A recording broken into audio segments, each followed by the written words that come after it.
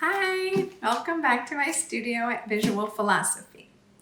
Today I want to talk about how I finish my panel prep so that I can create my encaustic paintings.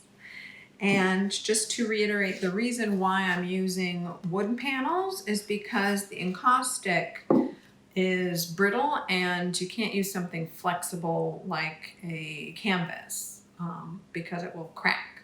So I'm using panels, and there's a few different ways that I like to prep the panels once they're put together. So I have my frame, I have the face that's been glued and brad nailed to the frame, and if I wanted to, I could just start painting. This surface is suitable for the encaustic to adhere to. It will slightly tint the wood, so you won't get as light of a color. It might change it to be a little bit darker.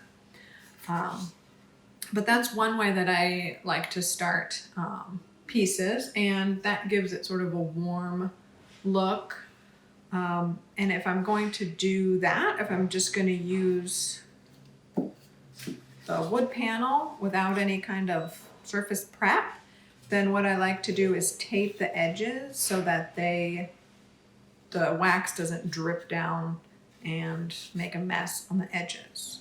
And I have a video on that if you want to see the whole process in depth. But what I do is I'll take blue painter's tape and just go around all of the edges, just shy of the top of the face of the panel.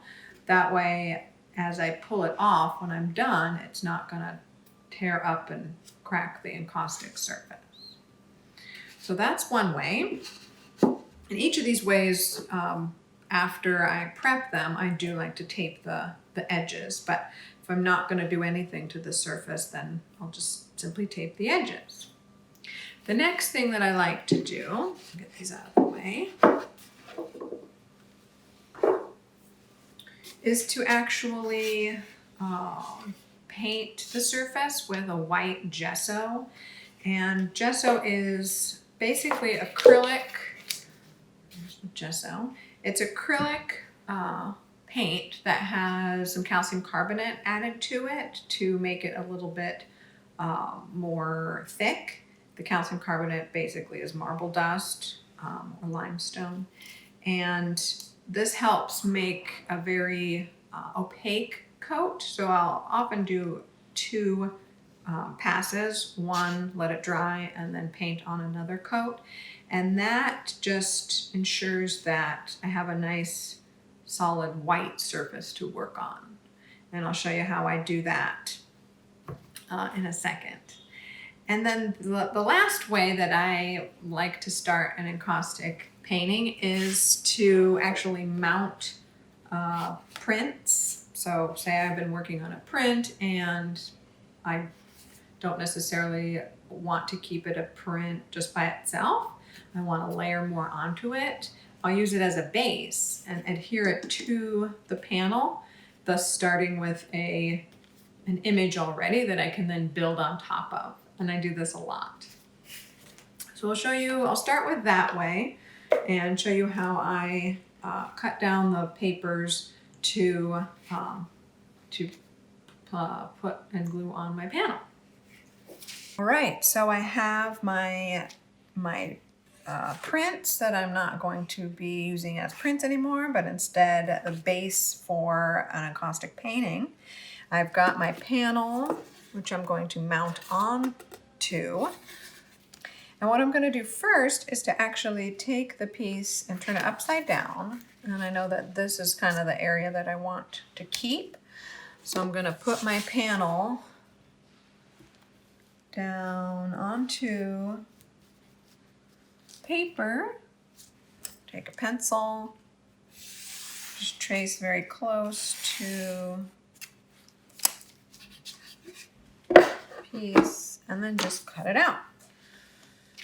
And of course you don't have to fill the whole panel. You could just cut out and collage on pieces, and make it more of a collage and not just a single piece.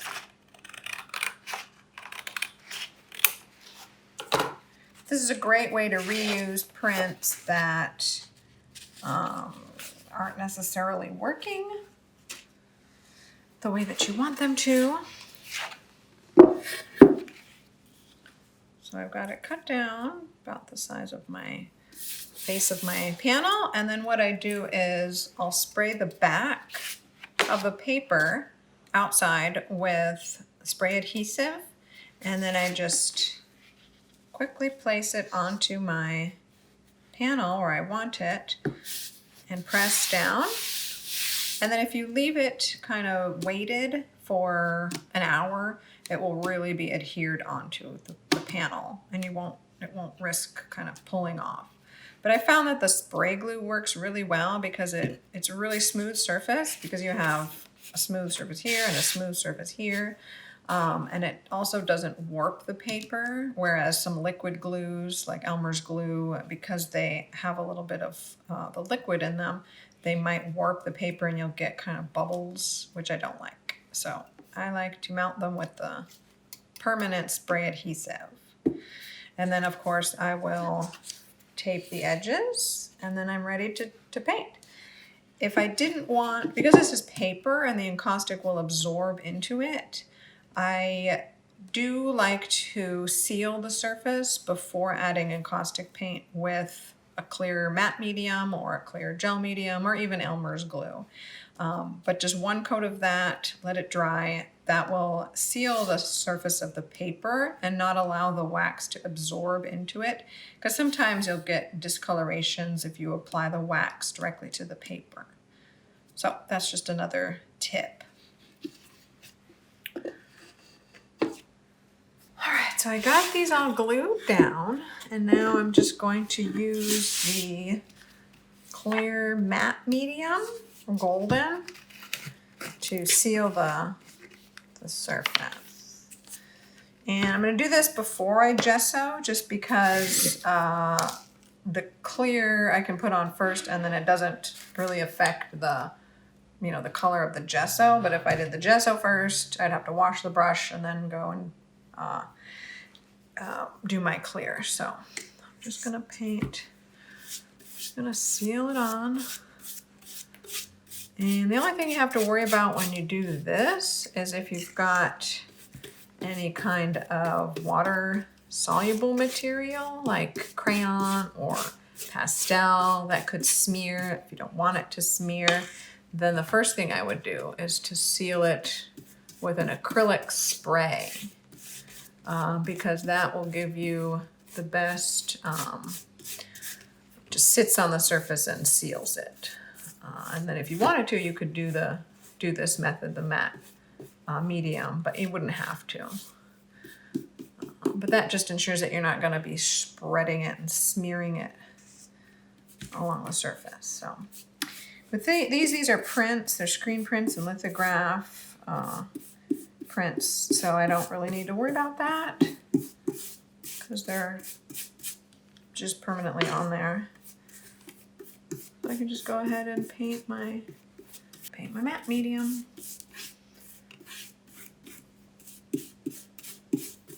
You can even do this with Elmer's glue because it's that PVA, so it's just like a dry clear clear sealer, plasticky acrylic sealer. All right, and then I just let those sit. Now I can move on to gesso. So for the gesso, I'm going to be doing the front and the sides because as I'm framing them, sometimes you'll see a little bit of the inside. So I don't want to just do the front, but I'm going to pour it into this container.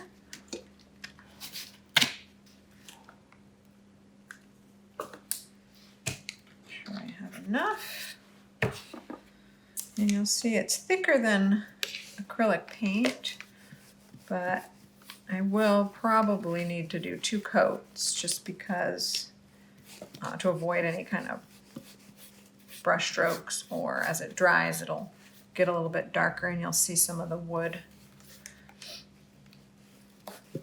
And normally this is how I would prep an oil canvas, or a canvas for oil painting, or a panel for oil painting too.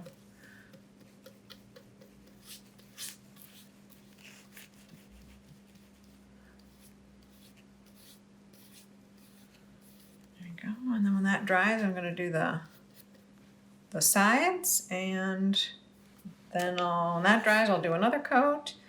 And then when the whole thing is dry, I'll tape the edges just like I'm going to do with all of them.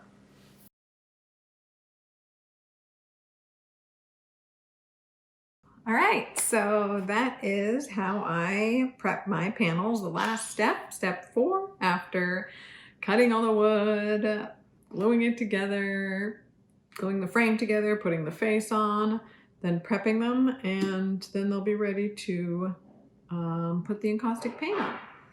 And one of the things I wanted to just mention is that you might see that in some of them, you can still see some of the nail holes.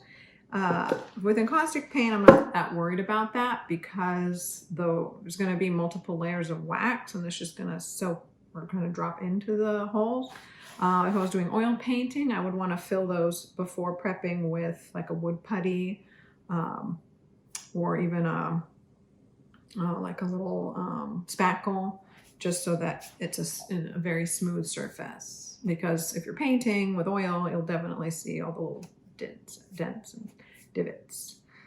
So now it's your turn.